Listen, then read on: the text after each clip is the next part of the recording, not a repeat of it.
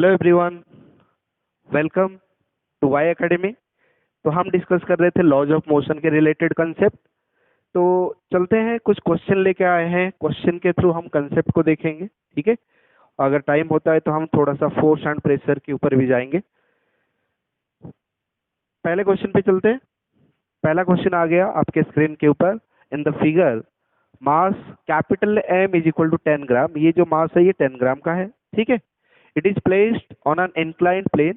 Inclined plane के ऊपर रखा गया है और यहाँ पे एक पुली लगा है। ठीक, in order to keep it rest, अगर इसको रेस्ट पे रखना है, रेस्ट पे रखना है मतलब इक्विलिब्रियम कंडीशन में रखना है, मतलब इसके ऊपर नेट फोर्स क्या होना चाहिए, जीरो होना चाहिए। ठीक है, the value of mass small M will be, ये मास कितना होना चाहिए कि ये रेस्ट पे हो जाए। रेस्ट पे हो जाए मतलब इसके ऊपर नेट फोर्स जीरो हो जाए, ये इक्विलिब्रियम पे आ जाए। ठीक है, अगर हम दोनों को स्टडी करेंगे, स्मॉल एम को अगर आप स्टडी करोगे,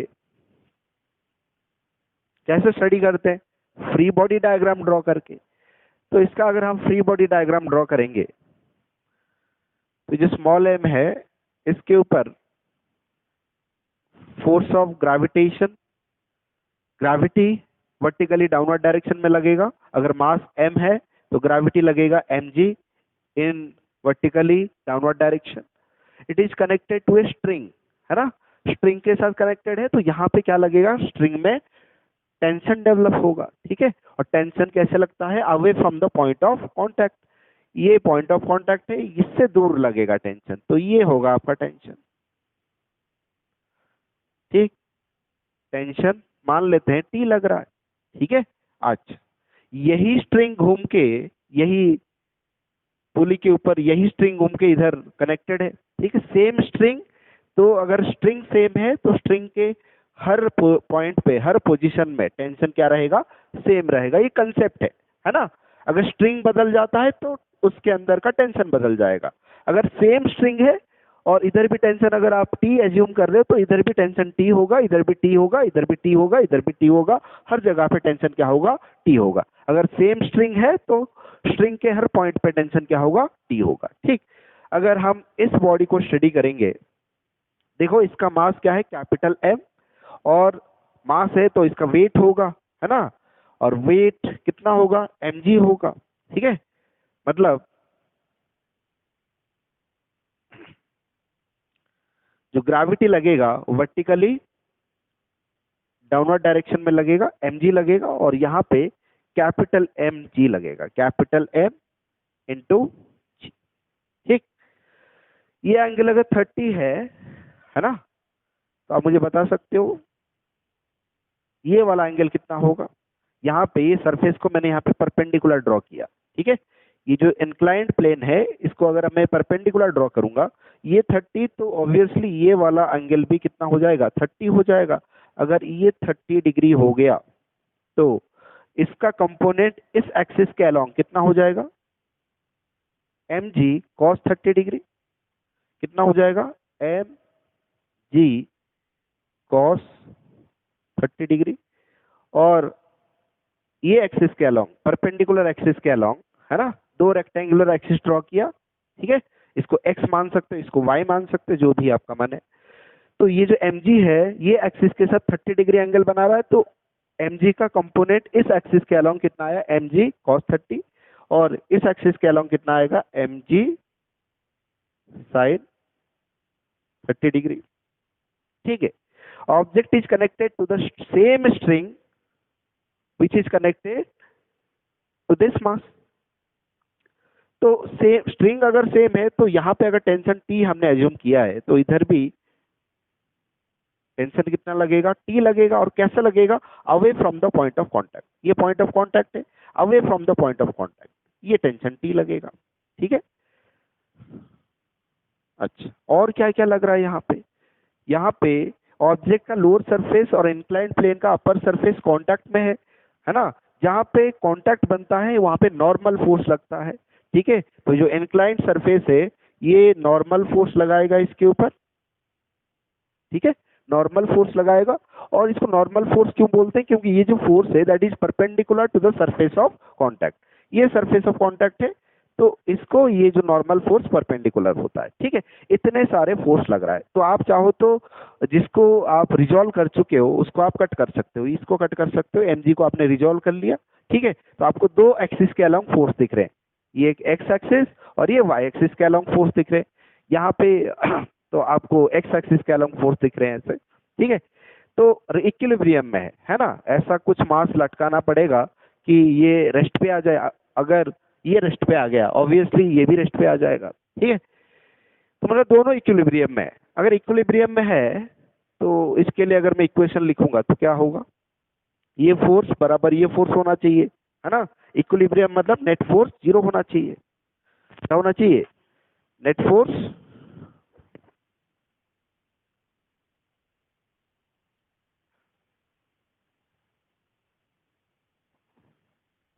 नेट फोर्स क्या होना चाहिए, जीरो होना चाहिए। तो इसका मतलब this force and this force must be equal in magnitude and opposite in direction. दोनों मैग्नीट्यूड में इक्वल और डायरेक्शन में क्या होना चाहिए, अपोजिट होना चाहिए। T is equal to M जी।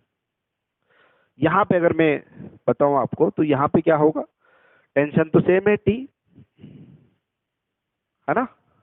ये जो टी है ये इसको बैलेंस कर रहा होगा, और ये जो नॉर्मल फोर्स है ये इसको बैलेंस कर रहा होगा, एम जी कॉस 30 को, ठीक है। तो टी इज इक्वल टू क्या हो जाएगा, एम जी साइन 30, है ना। और ये normal force is equal to M G cos 30। तो हमें क्या चाहिए, स्मॉल एम का वैल्यू चाहिए, ठीक है। तो हम क्या करते हैं, ये दोनों को इक्वेट कर देते हैं, इक्वेशन 1 इक्वेशन 2, है ना, इसकी जरूरत नहीं पड़ेगी। From equation 1 and 2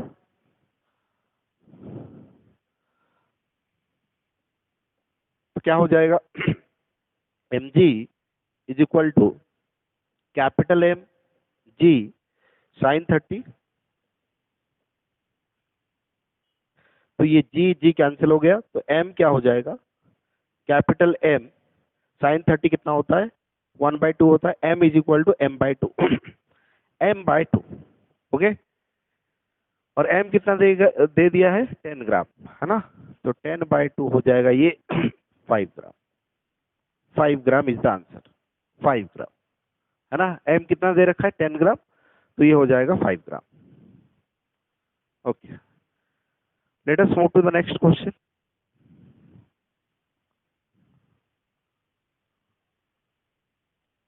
Two masses of 10 kg and 5 kg are suspended from a fixed support as shown in the figure. The system is pulled down with a force of 150 Newton attached to the lower mass. The string attached to the support breaks and the system accelerates downward. If the downward force continues to act, what is the acceleration of the system? ऐसा कोई system है 10 kg 5 kg, उसमें individual masses है, they are connected by string, है ना। यहाँ पे एक स्ट्रिंग है और ये स्ट्रिंग के साथ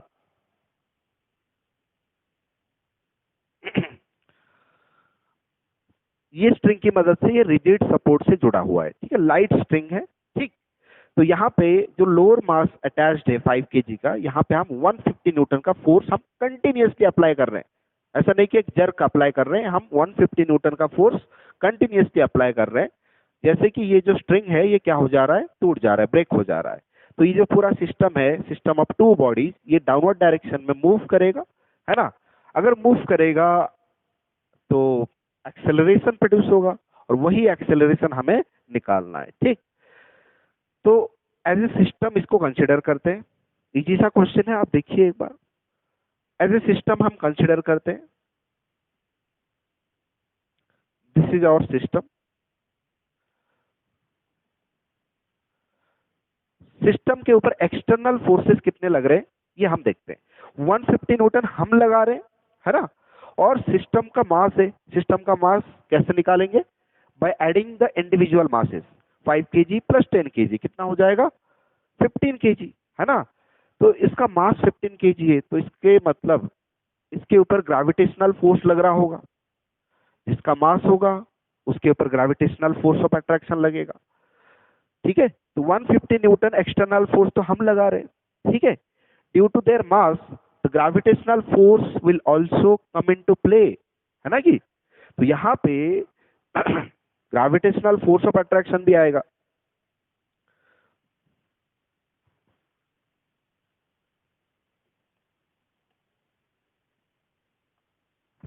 कितना ग्रेविटेशनल फोर्स लगेगा वो मास डिसाइड करेगा। सिस्टम का मास है 15 केजी, है ना? तो ग्रेविटेशनल फोर्स ऑफ अट्रैक्शन यहाँ पे डाउनवर्ड डायरेक्शन में कितना लगेगा? लगेगा ये 15 जी। तो नेट फोर्स कितना लग रहा है? 150 न्यूटन प्लस 15 जी। ठीक है, तो नेट मास आपको पता है सिस्टम का ना, और एक्सेलरेशन हम निकाल सकते हैं। आप बोलोगे सर स्ट्रिंग कनेक्टेड है तो यहाँ पे टेंशन भी तो डेवलप होगा, टेंशन डेवलप होगा ऐसे, ये टी है ना, away from the point of contact. यहाँ पे टेंशन डेवलप होगा away from the point of contact. और ये जो टेंशन है ना, ये इंटरनल फोर्सेस है, एक दूसरे को कैंसिल आउट करेंगे। यहाँ पे इंटरनल फोर्सेस सिस्टम को नहीं चलाएगा, सिस्टम को चलाएगा एक्सटर्नल फोर्सेस। 150 न्यूटन का एक्सटर्नल फोर्सेस हमने अप्लाई किया और मासेस की वजह से यहाँ पे ग्रेविटेशनल फोर्स कितना लगा? 15 g. This is net external forces 150 newton plus 15 g. Net external force ये क्या करेगा? सिस्टम को चलाएगा। ठीक है, तो यहाँ पे एक्सेलरेशन अगर हमें निकालना है तो हम क्या करेंगे? Net external force divided by net mass. ठीक है, तो नेट एक्सटर्नल फोर्स आप मुझे बता सकते हो कितना है? 150 newton plus 15 g divided by net mass कितना है? 10 प्लस 5 दैट इज 15 केजी। ठीक है, तो ये हो जाएगा 150 प्लस 15 इंटू 10 डिवाइडेड बाय 15। तो ये कितना हो जाएगा? 300 डिवाइडेड बाय 15। तो ये हो जाएगा 20 मीटर पर सेकेंड स्क्वायर। 20 मीटर पर second square, option 1। 20 meter per second square is the acceleration. Okay, let us move to the next question.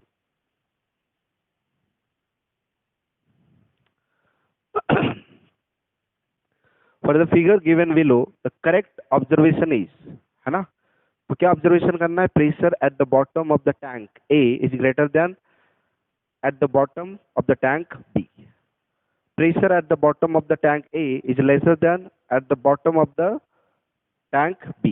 Pressure depends upon the shape of the container. Pressure at the bottom of A and B are the same.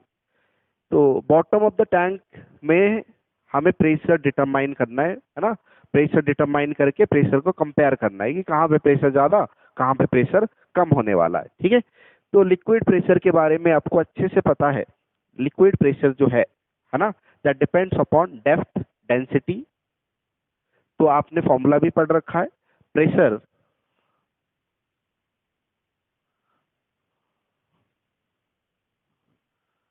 Liquid pressure जो होता है, fluid pressure बोल सकते हो, that is rho g h, है ना?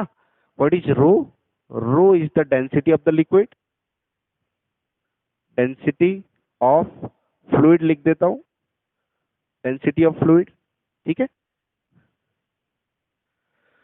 जी is the acceleration due to gravity,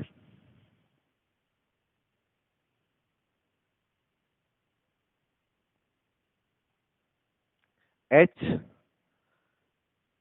is the height, or you can say h is the depth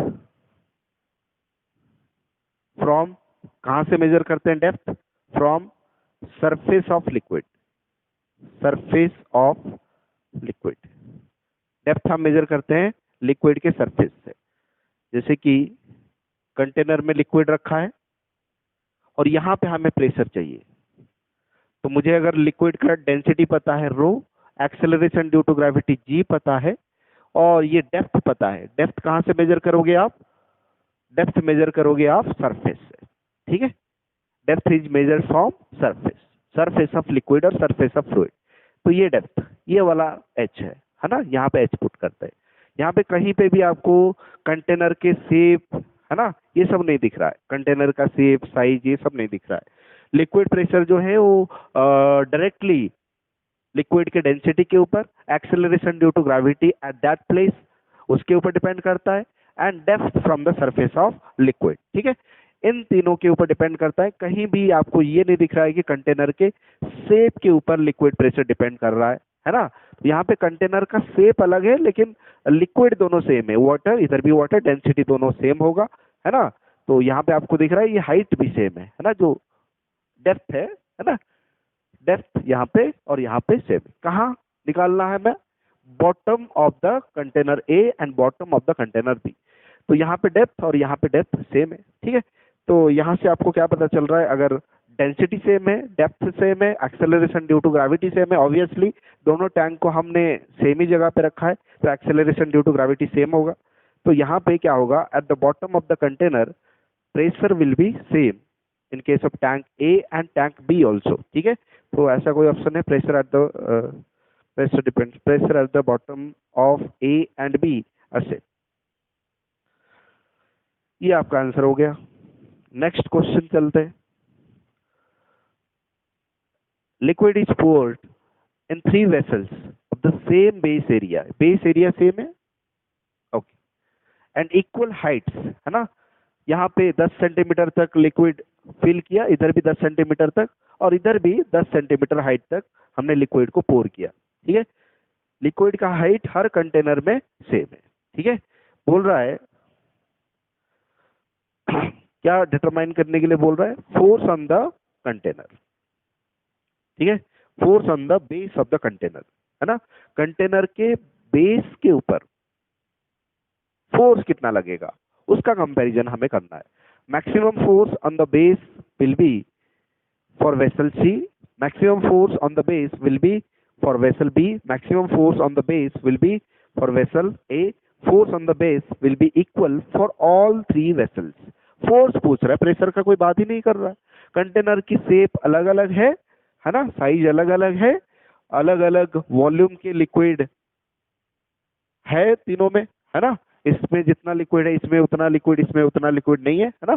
सब में लिक्विड का वॉल्यूम अलग अलग है, ठीक है, लेकिन बेस एरिया सेम है। बेस एरिया सेम है तो क्या कर सकते हैं हमें फोर्स निकालना है। और फोर्स कहीं ना कहीं आपको ये इंट्यूशन देता है कि अगर हम प्रेशर निकाल लें, pressure at the bottom of the container निकाल ले,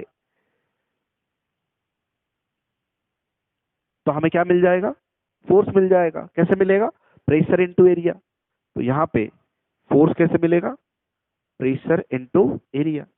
अगर हमें pressure at the bottom of the container मिल जाए, pressure at the bottom of the container, pressure at the bottom of the container मिल जाए, है ना, और एरिया भी ऑलरेडी आपको बता रखा है कि तीनों कंटेनर का जो बेस एरिया है वो सेम है। एरिया के बारे में इंफॉर्मेशन दे रखा है, प्रेशर आपको निकालना है। प्रेशर निकल गया तो आपको फोर्स मिल जाएगा तीनों कंटेनर के बेस के ऊपर, फिर आप कंपेयर कर लोगे, ठीक है। तो कैसे करेंगे आपको अभी अभी मैं बताया। जो लिक्विड प्रेशर है that only depends upon density of the liquid and depth of the liquid, है ना। तो डेप्थ के ऊपर डिपेंड करता है और डेंसिटी के ऊपर डिपेंड करता है। तो यहाँ पे देखो सेम हाइट है, हाइट अगर सेम है तो डेप्थ भी, बॉटम ऑफ द कंटेनर का जो डेप्थ होगा वो भी सेम होगा। डेप्थ सेम, सेम लिक्विड है मतलब डेंसिटी भी सेम, तो इसका मतलब eight the bottom of the container pressure will be same, है ना। प्रेशर क्या होगा? Pressure at the bottom of the container will be. यहाँ पे और एक चीज आपको नोटिस करनी है कि इसके बाहर क्या होता है? एटमॉस्फेयर होता है, तो एक एडिशनल प्रेशर लगता है, एटमॉस्फेरिक प्रेशर पी नॉट। इधर भी लगेगा पी नॉट और इधर भी लगेगा पी नॉट, एटमॉस्फेरिक प्रेशर लगेगा।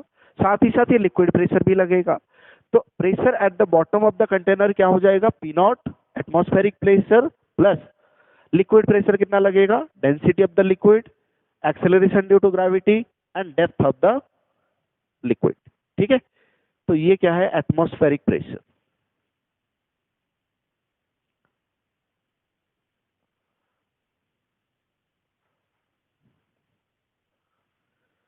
जो पीबी है, pressure at the bottom, is same for all container, है ना। तीनों के लिए ये सेम है ना। प्रेशर मिल गया, प्रेशर तीनों में सेम है। तो फोर्स के बारे में क्या ख्याल है? फोर्स क्या हो जाएगा? Pressure at the bottom into area. According to question, area of the base is same in all three cases. Area तीनों केस में सेम है, एरिया सेम, प्रेशर सेम हो गया, तो फोर्स क्या हो जाएगा? Force is same in all three cases, है ना। फोर्स यहाँ पे क्या होगा? तीनों के लिए क्या होगा? सेम होगा। Force on the base will be equal for all three vessels. ये आपका क्वेश्चन हो गया। नेक्स्ट क्वेश्चन पे चलते हैं। A diver is 10 metre below the surface of water, the approximate pressure experienced by the diver is. Diver, sea diver आपको पता होता है, ठीक है, क्या होता है sea diving?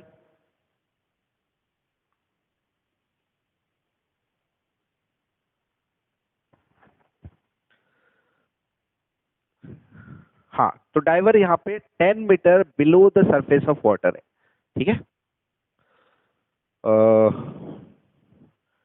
10 metre below the surface of water, ठीक है।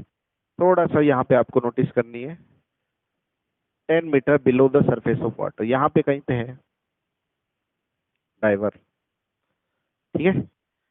ये जो डेप्थ है दैट इज 10 मीटर, ठीक है। The pressure experienced by the diver, कितना प्रेशर ये एक्सपीरियंस करेगा? तो मैंने अभी जस्ट बताया कि ये दो प्रेशर एक्सपीरियंस करेगा। देखो, वाटर सरफेस के बाहर क्या है? एटमॉस्फेयर है, तो यहाँ पे क्या लगेगा? एटमॉस्फेरिक प्रेशर लगेगा। क्या लगेगा? एटमॉस्फेरिक प्रेशर तो लगेगा। वो कहाँ जाएगा? एटमॉस्फेरिक प्रेशर कितना लगेगा? P not. और ये कितना होता है? इट इज अप्रोक्सीमेटली 10⁵ पास्कल, है ना। एटमॉस्फेरिक प्रेशर लगेगा। In addition to atmospheric pressure there will be liquid pressure, इसके साथ साथ लिक्विड प्रेशर भी लगेगा, है ना। और लिक्विड प्रेशर का फॉर्मूला आपको पता है ना। प्रेशर ड्यू टू फ्लूइड कितना लग जाएगा यहाँ पे? प्रेशर ड्यू टू फ्लूइड कितना लग जाएगा? रो जी एच। यहाँ पे डेंसिटी ऑफ फ्लूइड, वाटर है तो उसकी डेंसिटी क्या होती है? 1000 kg पर क्यूबिक मीटर। यूनिट लिखने की जरूरत नहीं है। Acceleration due to gravity 10 metre पर सेकेंड स्क्वायर, और डेप्थ 10 मीटर। तो ये हो जाएगा आपका 1 2 3 4 5, 5 जीरो है, 10⁵ पास्कल। तो एटमॉस्फेरिक प्रेशर भी उतना लग रहा है, लिक्विड प्रेशर भी उतना लग रहा है, 10⁵, है ना। तो यहाँ पे टोटल प्रेशर क्या हो जाएगा? Total pressure will B fluid pressure plus atmospheric pressure. तो ये हो जाएगा 10⁵ plus 10⁵, that is 2 × 10⁵ pascal, 2 × 10⁵ pascal, ठीक है। तो ये आपका आंसर हो गया। चलते हैं नेक्स्ट क्वेश्चन पे। The question is, the area of cross section of the wider tube shown in the figure is 800 square centimeter. If a mass of 12 kg is placed on the massless piston, then the difference in heights h of the levels of water in two tubes will be. तो यहाँ पे देखो, दो tube है, एक wider tube है और एक नैरो ट्यूब है, दोनों में पिस्टन लगा है। यहाँ पे जो पिस्टन लगा है उसका एरिया ऑफ क्रॉस सेक्शन आपको दे दिया गया है 800 स्क्वायर सेंटीमीटर, और यहाँ पे जो पिस्टन लगा है उसका एरिया ऑफ क्रॉस सेक्शन नहीं दिया गया है, ठीक है। तो यहाँ पे क्वेश्चन क्या पूछ रहा है? अगर इस पिस्टन के ऊपर हम 12 kg का मास रख रहे हैं, तो 12 kg का जो मास है ये यहाँ पे क्या करेगा? फोर्स अप्लाई करेगा, क्योंकि अगर इसका मास है तो इसका वेट भी होगा, है ना। तो इसका वेट कितना होगा? इसका वेट होगा 12g, that is the weight. और वेट की वजह से ये कंप्लीट एरिया के ऊपर, पिस्टन के एरिया के ऊपर फोर्स अप्लाई करेगा। यहाँ पे एरिया कितना है? 800 स्क्वायर सेंटीमीटर। तो इस एरिया के ऊपर इतना फोर्स लगेगा, तो इसका मतलब क्या हो रहा है? यहाँ पे प्रेशर क्रिएट हो रहा है ना। And according to Pascal's law, अगर आप किसी अनकंप्रेसिबल लिक्विड के ऊपर किसी भी पार्ट में, अगर आपके पास कोई अनकंप्रेसिबल लिक्विड है और उस लिक्विड के किसी भी पार्ट में आप प्रेशर क्रिएट कर रहे हो या प्रेशर में कोई चेंज कर रहे हो या प्रेशर को रिड्यूस कर रहे हो, जो भी कर रहे हो, तो जो चेंज आप कर रहे हो, जो प्रेशर आप क्रिएट कर रहे हो, वो सारा प्रेशर इक्वली लिक्विड के हर पॉइंट में क्या हो जाएगा, ट्रांसमिट हो जाएगा। This is Pascal's law. अगर आपके पास कोई अनकंप्रेसिबल लिक्विड है तो अनकंप्रेसिबल लिक्विड के किसी भी पार्ट के ऊपर हम प्रेशर क्रिएट करेंगे तो वो जो प्रेशर में हमने चेंज किया, that pressure will be equally transmitted through all the points of liquid, है ना। लिक्विड के हर पॉइंट में वही प्रेशर ट्रांसमिट हो जाएगा, ठीक है। तो यहाँ पे हमने जितना प्रेशर क्रिएट किया उतना प्रेशर में चेंज यहाँ पे भी आपको देखने को मिलेगा, ठीक है। तो इस पॉइंट को हम ए और इस पॉइंट को हम बी बोल सकते हैं, ठीक है। तो यहाँ पे हमने कितना प्रेशर बनाया, pressure at A it is force by area. तो फोर्स कितना लगा, 12G, 12 mass into acceleration due to gravity 12G, ठीक है। तो यहाँ पे थोड़ा सा हम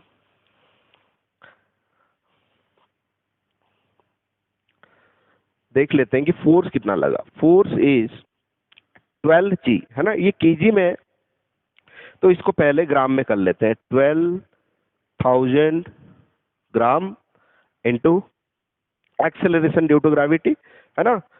इसको भी हम सीजीएस यूनिट में कर लेते हैं, 980 ग्राम पर सेंटीमीटर स्क्वायर, इतना फोर्स लगेगा।